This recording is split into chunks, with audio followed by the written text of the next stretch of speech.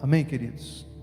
Diz assim o texto sagrado em Mateus capítulo 19, a partir do versículo 16. Eis que alguém, aproximando-se de Jesus, lhe perguntou: Mestre, que farei de bom para alcançar a vida eterna? Jesus respondeu: Por que você me pergunta a respeito do que é bom? Bom só existe um. Mas se você quer entrar na vida, guarde os mandamentos. E ele lhe perguntou: Quais? Jesus respondeu: Não mate, não cometa adultério, não furte, não dê falso testemunho, honre seu pai e a sua mãe, e ame o seu próximo como você ama a si mesmo. O jovem disse: Tudo isso tenho observado, o que me falta ainda? Jesus respondeu: Se você quer ser perfeito, vá, venda os seus bens, dê o dinheiro aos pobres, e você terá um tesouro nos céus. Depois venha, siga-me. Mas o jovem, ouvindo esta palavra, retirou-se triste, porque era dono de muitas propriedades. Palavra de Deus ao nosso coração, amém? Deixa eu te fazer uma pergunta. Se Jesus aparecesse pessoalmente para você, agora, nesse momento, que pergunta você faria para Jesus? Qual é a pergunta que você precisa fazer para Jesus? Que pergunta você faria para Ele? Para não dizer que eu estou falando uma heresia, porque Jesus está em nós, pelo Espírito Santo, Ele habita em nós, pelo Espírito dEle, pelo Espírito do Senhor, e Jesus disse que Ele estaria conosco, e Ele está conosco todos os dias. A presença dEle está em nós. Para não parecer que eu estou falando uma heresia, se Jesus aparecer para você, porque Ele está em você, Ele habita em você, você é morada dEle. Mas aparecer para você, como Ele apareceu para Paulo naquele dia, Paulo indo para Damasco, Jesus apareceu para ele. Numa outra situação, Jesus apareceu para ele também. Jesus, como Ele está lá no céu, com o seu corpo glorificado, um corpo que nós teremos, um corpo semelhante que nós teremos no arrebatamento da igreja. Se Jesus aparecesse para você, qual é a pergunta que você ia fazer para Jesus? Uma pergunta. Se você tivesse que escolher uma pergunta, qual é a pergunta que você faria? Naquele dia Jesus apareceu para aquele rapaz, que a Bíblia diz que era um jovem, e não somente era um jovem, mas era um jovem rico. Os outros evangelistas, não me lembro se Lucas ou Marcos, vai dar a informação que ele não era somente um jovem rico, mas era alguém de grande reputação na comunidade judaica. Era alguém importante, era alguém conhecido, era alguém que tinha muitas posses, era alguém que tinha muito dinheiro.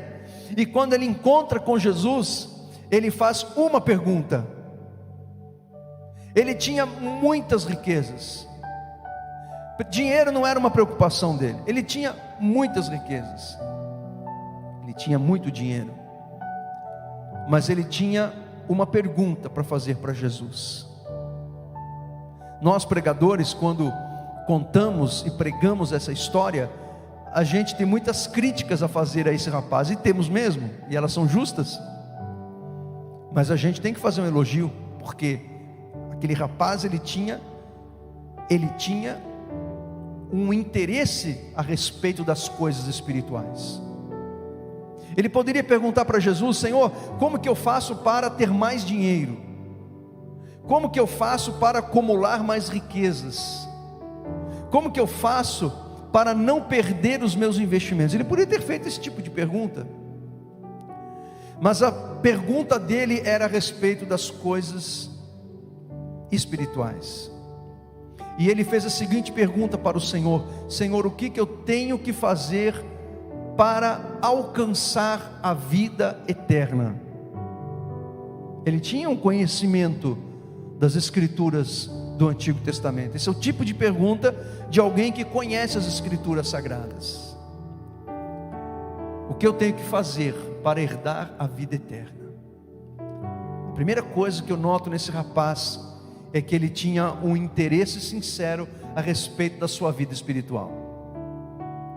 E isso me faz perguntar o seguinte: o quanto que eu estou interessado nas coisas espirituais? Vivemos nesse mundo físico, material, e nós temos que entender que nós ainda não chegamos no céu. E viver essa dualidade, viver essa ambiguidade de ambientes que nós vivemos diferentes, porque ao mesmo tempo que nós vivemos nesse mundo físico, material, nós também vivemos no mundo espiritual. Paulo fala isso, ele fala que nós devemos viver nas regiões celestes, que nós estamos lá nas regiões celestiais, que a nossa luta não é contra a carne e o sangue, mas é contra os demônios no mundo espiritual. Jesus disse: o meu reino não é deste mundo.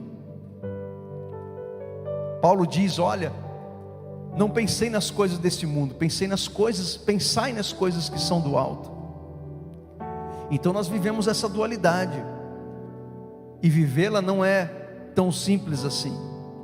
Requer maturidade, requer crescimento espiritual, requer muita intimidade com Deus, sabedoria, porque a gente não pode viver como se não estivéssemos aqui, e também não podemos viver como se o céu não existisse.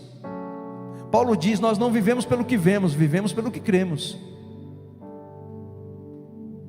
Então a gente tem que aprender a viver isso. E aquele rapaz, dono de muitas posses, ele tinha um sincero interesse pelas coisas espirituais. Qual é o seu interesse pelas coisas espirituais? Muitas pessoas buscam a Deus pelos seus interesses materiais. Muitas pessoas buscam a Deus pelos seus interesses nessa vida. Por que Tiago, o irmão de Jesus, escreveu o que ele escreveu na sua epístola? Ele diz assim: olha, vocês pedem coisas para Deus e vocês não recebem, porque aquilo que vocês pedem para Deus é para esbanjar nos vossos deleites. Não que você não possa pedir coisas materiais para Deus. Aliás, Jesus, ele nos incentiva a fazer isso. Na oração do Pai Nosso, ele diz que devemos orar pelo pão de cada dia. O problema não está em você pedir pão, em você pedir casa, você pedir carro, você pedir saúde. A questão é o que motiva o meu coração querer estas coisas, das quais nós precisamos para viver aqui. Então, Deus, ele está vendo o nosso coração. Mais do que pedimos, o porquê pedimos. Mais do que queremos, o porquê queremos. Qual é o nosso real interesse pelas coisas espirituais do Senhor? Se você encontrasse com Jesus pessoalmente, se ele aparecesse para você, qual é a pergunta que você ia fazer para ele? Aquele rapaz perguntou: o que farei de bom para alcançar a vida eterna?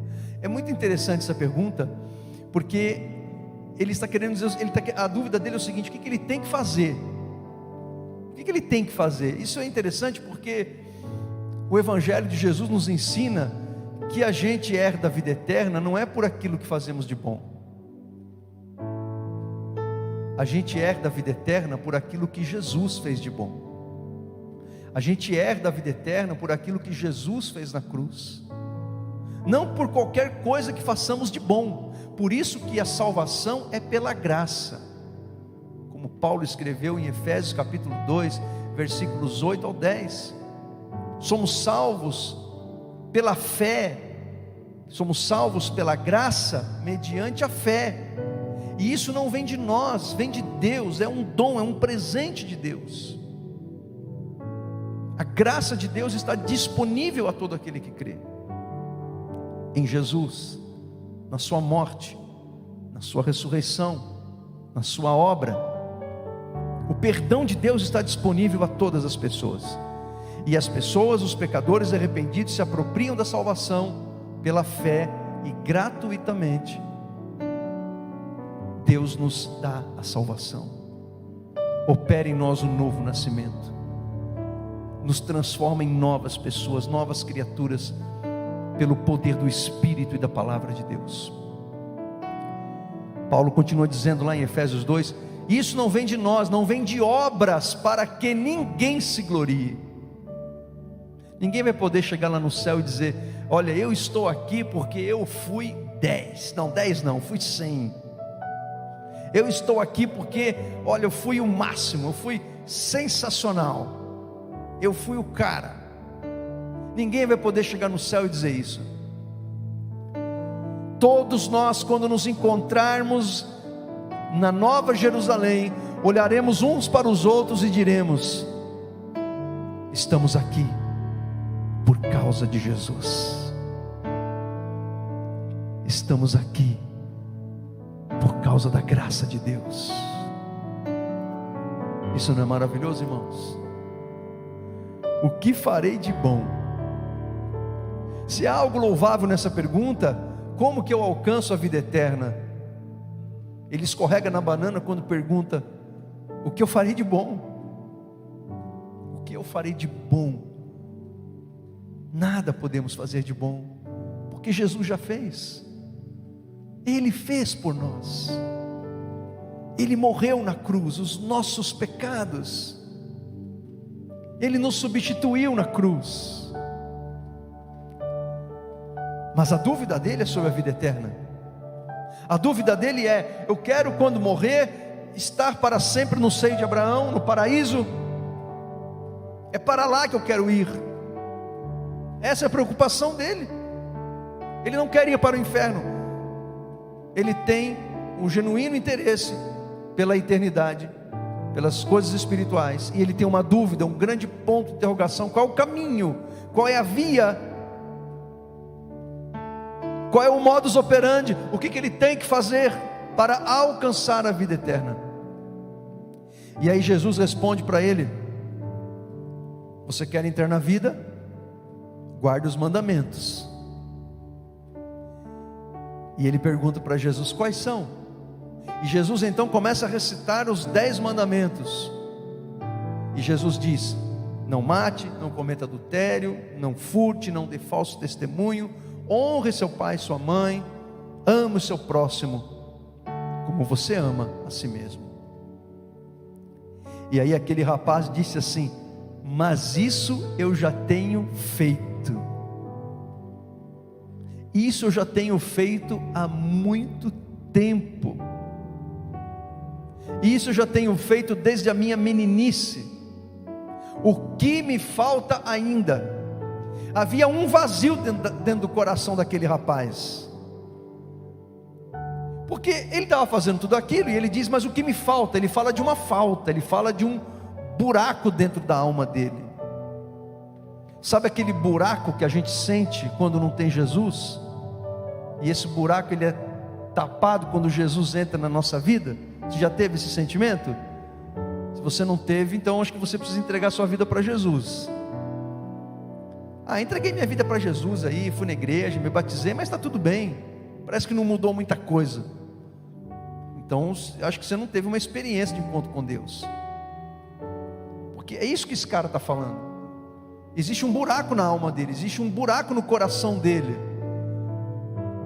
O que me falta? O sentimento de falta. É como um quebra-cabeça em que está faltando uma peça para fechar o quadro. Tudo isso eu já tenho feito. E aí, a segunda coisa louvável nesse rapaz é que ele é alguém que nós gostaríamos de ter como nosso vizinho. É alguém que nós gostaríamos de ter por perto. É alguém que nós gostaríamos de ter como amigos.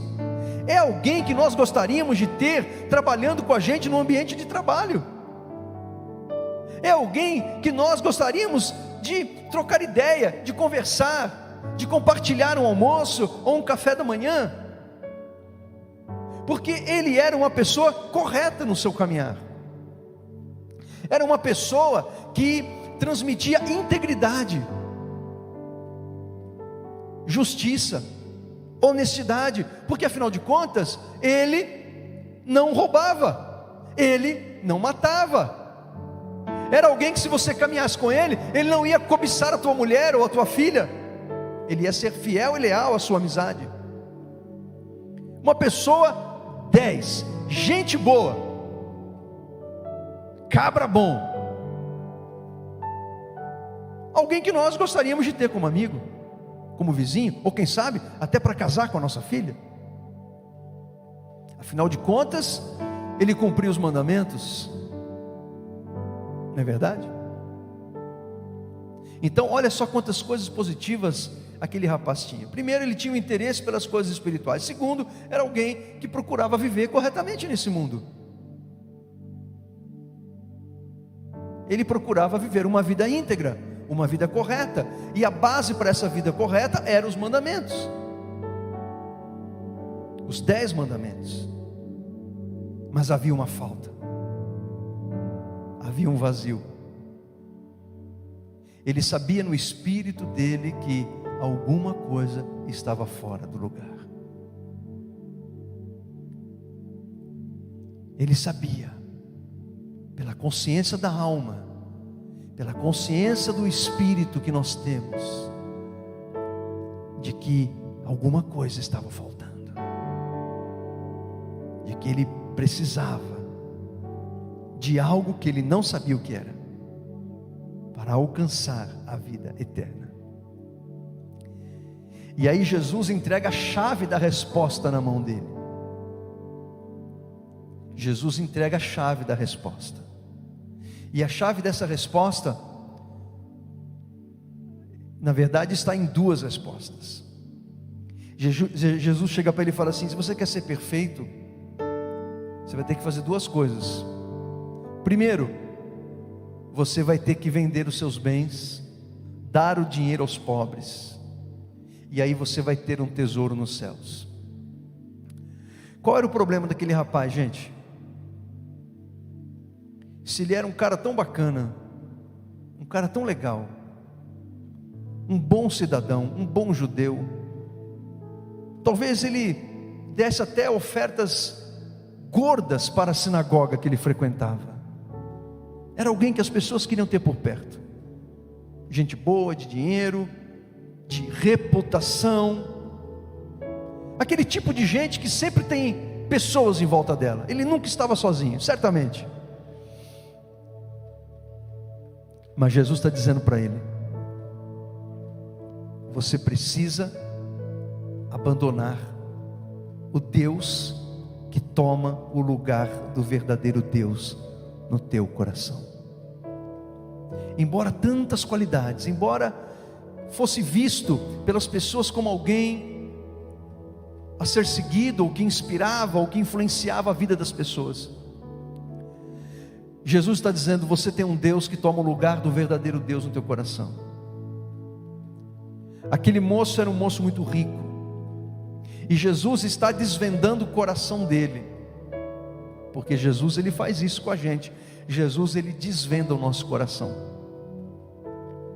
E quando Jesus desvenda o teu coração, não feche os olhos para aquilo que Deus está mostrando a respeito de você mesmo.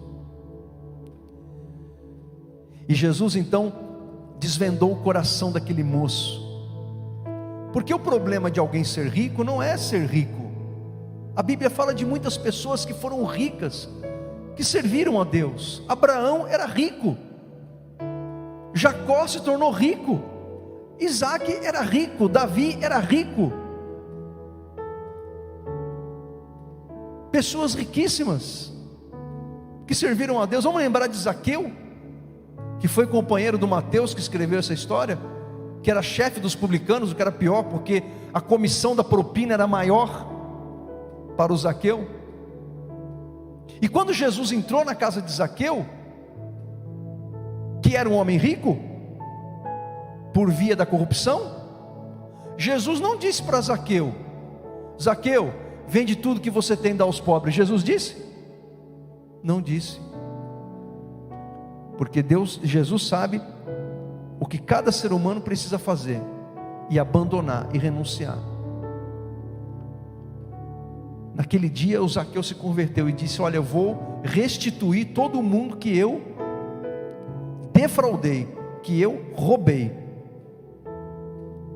E ele ia continuar rico, certamente. E Jesus não disse para Zaqueu: abandona a tua riqueza. Então, o problema não é você ser rico ou você se tornar rico. O problema está em você amar o dinheiro. É aquilo que Paulo fala nas suas cartas pastorais, que ele fala para Timóteo.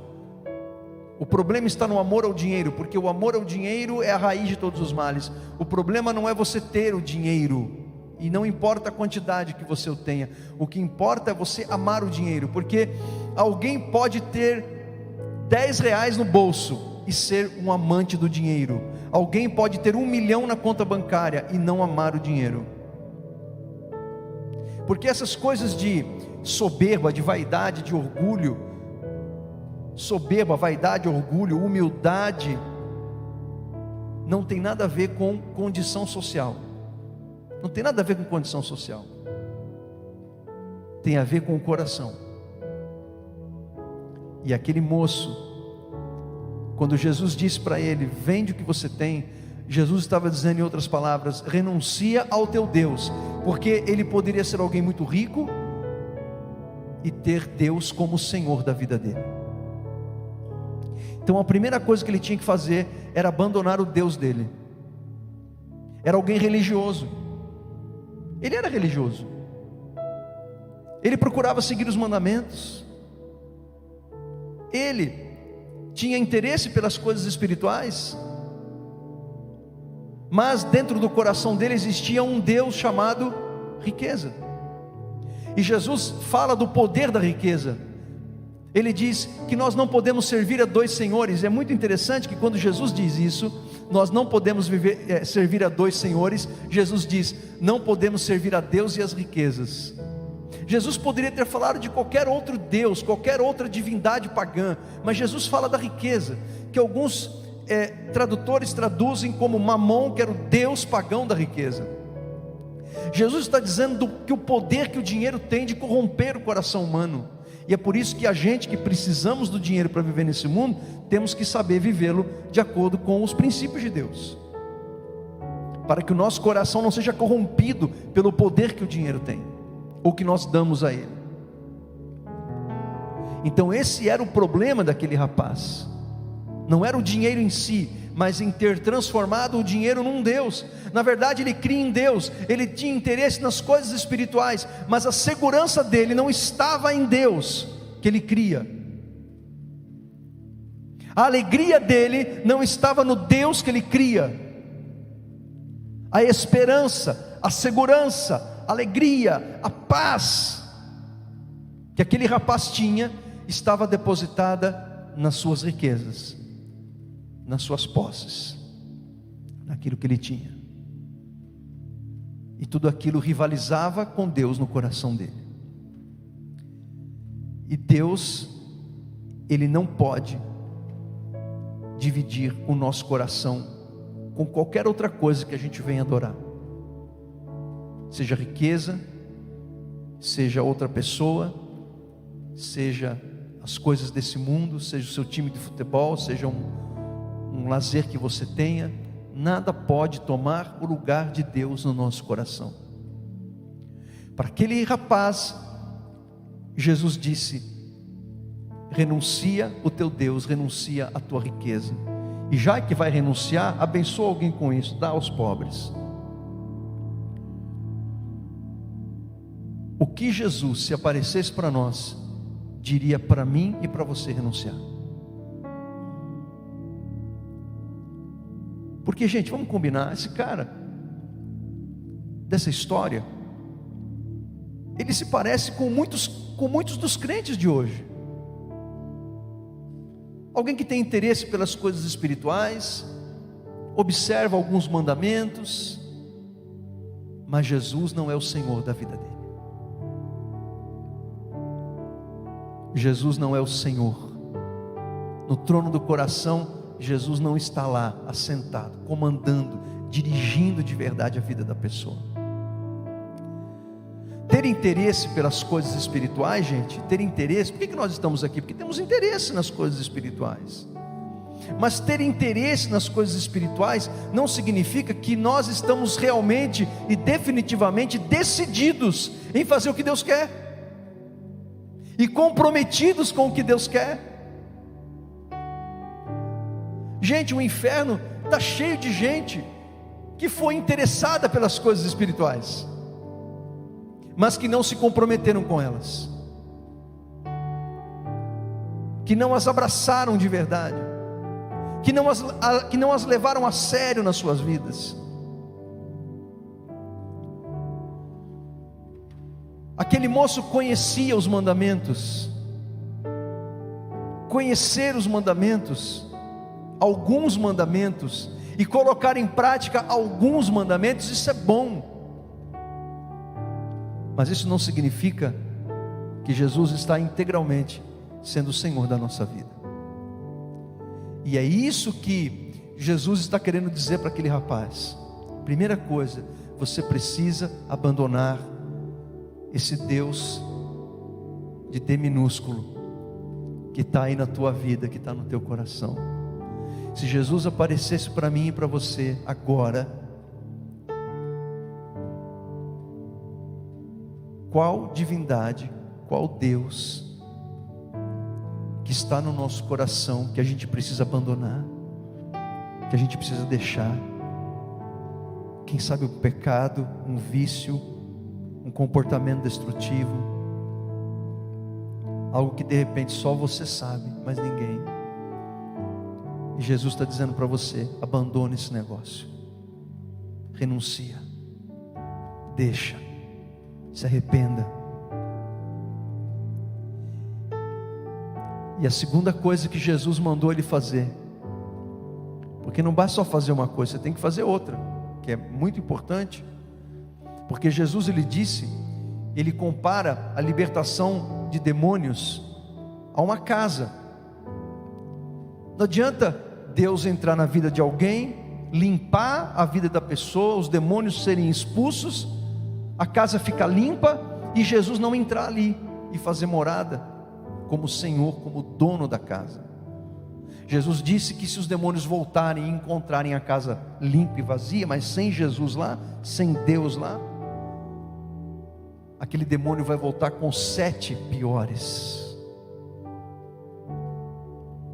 Você reparou como que a vida de algumas pessoas, depois delas terem se convertido, não sei se eu coloco aspas entre essas palavras convertido, né? Depois que elas deixam o Senhor, a vida delas fica pior do que estava. Já reparou nisso? A pessoa não tinha Jesus, entregou a vida para Jesus, Jesus limpou a casa, a pessoa abandona o Senhor, a vida dela fica pior. Não seria um cumprimento daquilo que Jesus falou?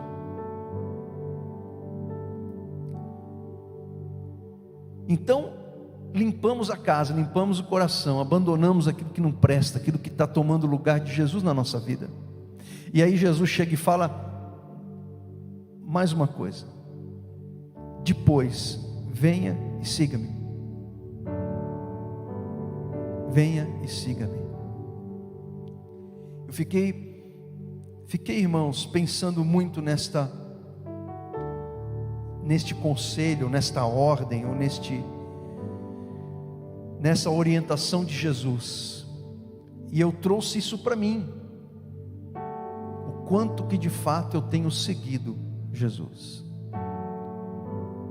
o quanto que de fato temos seguido a Jesus, o quanto que de fato somos verdadeiramente seguidores de Jesus.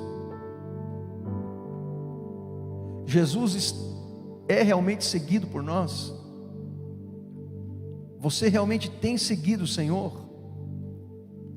Será que a nossa vida, irmãos, ela se parece mais com um discípulo de Jesus, com um seguidor de Jesus? Ou será que a nossa vida se parece mais com a daquele rapaz? A sua vida se parece mais com a de um verdadeiro discípulo, de um verdadeiro seguidor de Jesus, ou a sua vida se parece mais com a daquele moço, que era boa gente, era uma pessoa correta, mas que pelos caminhos dele, ele não ia herdar a vida eterna? Como Jesus chegou para Nicodemos que era um religioso judeu, fariseu, conhecedor das Escrituras, ele procura Jesus secretamente, porque ele não quer que os seus companheiros de sinagoga vejam ele conversando com Jesus. E Jesus diz para ele: Nicodemos, você frequenta a sinagoga, você jejua, você ora, você canta os hinos, os salmos, você dá o dízimo de tudo, você conhece as Escrituras, Nicodemos, mas você precisa nascer de novo. Você precisa nascer de novo. Diz a história, essa história que é contada por Marcos, Lucas e Mateus, que aquele rapaz, ouvindo esta palavra de Jesus, se retirou muito triste, porque ele era dono de muitas propriedades. Aquele rapaz, ele recebeu a chave da resposta que ele estava procurando durante a sua vida até ali. Sabe aquela resposta que você precisa de Deus, que vai abrir todas as portas da sua vida? Ele recebeu, mas ele não pegou aquela chave. Ele se retirou, porque ele não teve a coragem, a bravura, a fé de fazer o que Jesus estava falando, para que ele pudesse encontrar a vida eterna. Qual que é a atitude que vamos ter nesta manhã? Aquele moço, ele tinha muitos ganhos, de todos os tipos, em não obedecer Jesus. Ganho financeiro, status social, conforto, reputação que as pessoas tinham nele. Se ele vivesse nos nossos dias, certamente ele estaria nas redes sociais e teria muitos seguidores. Ele não quis abrir mão de nada disso, porque estas coisas para ele eram mais importantes do que o que Deus realmente queria para ele. E aí eu termino essa mensagem fazendo essa pergunta para mim, para você, para nós: o que é o mais importante para nós? É mais importante para nós aquilo que é o mais importante para Deus, aquilo que Deus está mandando a gente fazer? Ou é o mais importante para nós a gente tocar a nossa vida do jeito que a gente acha que tem que ser tocado, independente do que Deus acha? Como é que a gente vai sair aqui desta reunião nesta manhã? A gente vai sair triste porque a gente não está disposto a fazer o que Deus quer? Ou a gente vai sair daqui com o coração contrito, arrependido, com a nossa vida transformada, e não somente com uma boa intenção de ter uma curiosidade do que Deus quer da gente, mas comprometidos em efetuar a mudança que Deus quer que a gente faça? Como que nós vamos sair daqui desta manhã? Este apelo é para mim, é para você, é para nós, é para você que está aí na tua casa nos ouvindo. A palavra de Deus, irmãos, é a verdade de Deus para nós. Um pregador, um influenciador muito importante no nosso meio, pregou esses dias na sua rede social que a Bíblia precisa ser atualizada, que nós precisamos adequar a palavra de Deus ao nosso modo de vida. Isso, irmãos, é uma infâmia, isso é uma heresia. A palavra de Deus não precisa ser atualizada e adequada ao nosso estilo de vida pecaminoso, porque a Bíblia ela é atual sempre, ela é infalível, ela é inerrante. Jesus disse: tudo há de passar, mas as minhas palavras não passarão. Essa coisa de atualizar a palavra de Deus, o primeiro que tentou fazer isso foi o diabo lá no Éden, porque Deus deu uma palavra para Adão e Eva: não coma do fruto, porque quando você comer do fruto da árvore do conhecimento do bem e do mal, vocês vão morrer. Simples.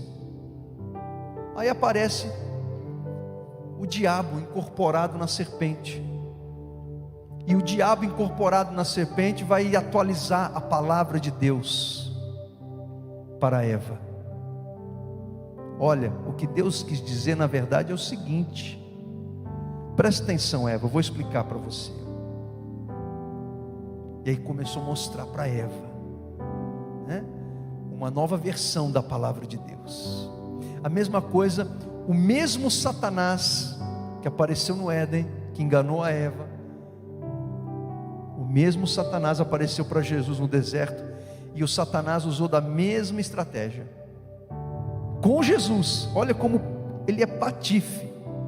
O diabo usou o Salmo 91, dando uma atualizada no Salmo 91 para enganar Jesus. E disse: olha, está escrito que os anjos do Senhor vão te proteger. Então vai, lança-te aqui de cima do pináculo, porque está escrito lá. Então a gente não pode pegar a palavra de Deus, e Jesus venceu o diabo pela palavra. Para cada tentação Jesus usou a palavra, mesmo quando a palavra era colocada para Jesus de uma forma distorcida, adulterada, entre aspas, atualizada. Tome muito cuidado com o que você ouve na internet, os pregadores que você ouve.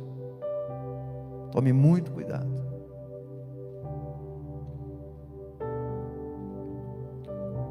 Por que eu estou dizendo isso? Porque o que eu estou dizendo é exatamente isso, o que Jesus está dizendo para aquele rapaz. Deus tem uma vontade para nós, Deus tem um querer para nós, e essa vontade, esse querer está claramente exposto nas Escrituras, na palavra de Deus. E nós não podemos adequar as nossas vontades à palavra de Deus. Ou melhor, não podemos adequar a palavra de Deus às nossas vontades, aos nossos caprichos, aos nossos pecados. Nós temos que adequar a nossa vida à palavra de Deus, porque a palavra de Deus, ela é pura, ela é eterna, ela é poderosa. Amém? Como que vamos nos retirar deste culto nessa manhã, dessa reunião? Precisamos tirar do nosso coração os ídolos, e precisamos seguir Jesus de verdade, porque somente aí a gente vai adentrar na Nova Jerusalém, no paraíso, no seio de Abraão, o nome que você queira dar. Amém? Convido você a fechar os teus olhos, ficar em pé, vamos orar a Deus.